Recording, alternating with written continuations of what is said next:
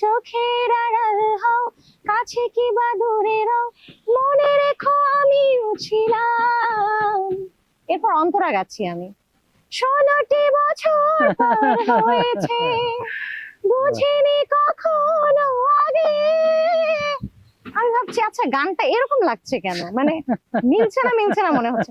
পরে দেখলাম যে এটা তো পরের গানে, মানে এই পাশে যে অন্তরাটা ওইটা আমি গাচ্ছি এই সুরে, মানে 16টি বছর পার হয়েছে।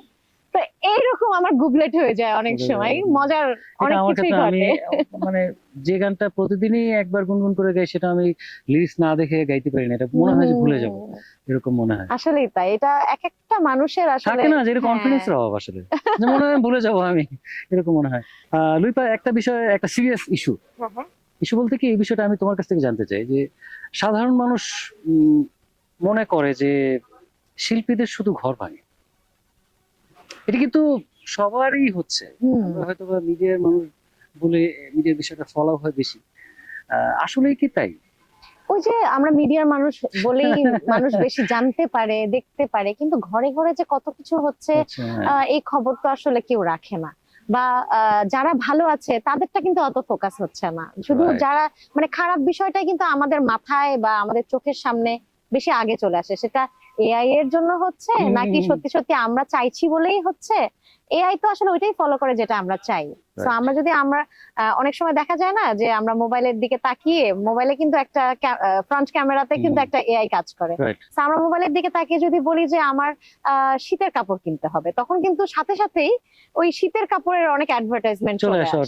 তো আমি যদি সবসময় ওই নেগেটিভ জিনিসটাই সার্চ করতে থাকি, আমি ওই নেগেটিভ জিনিসটাই জানতে পারি।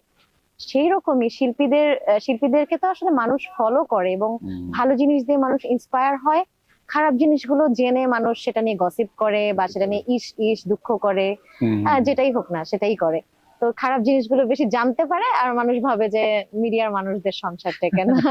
কি মনে হয় যে আসলে মিডিয়ায় যারা কাজ করে সংসার টিকে রাখার জন্য আসলে কোন জিনিসটা সবচেয়ে বেশি জরুরি বলে মনে হয় তোমার কাছে? আমি তো মনে করি যে একজন মিস্টার রাইট বা মিসেস রাইট খুঁজে পাওয়াটাই আসলে খুব ডিফিকাল্ট। সেটা লাকের উপর ডিপেন্ড করে। একটা শিল্পীর যেরকম সব গান হিট হয় না, সব গান কিন্তু গানের কিন্তু একটা লাক থাকে, তাই না? তো ওই গানটা যদি হিট না হয় মানে আমার বাকি গানগুলো খারাপ, তাও তো না। তো ওই রকমই আমার মিস্টার রাইট কে খুঁজে পাওয়াটা কিন্তু আমার ভাগ্যের ব্যাপার, ওটা একটা লাকের ব্যাপার।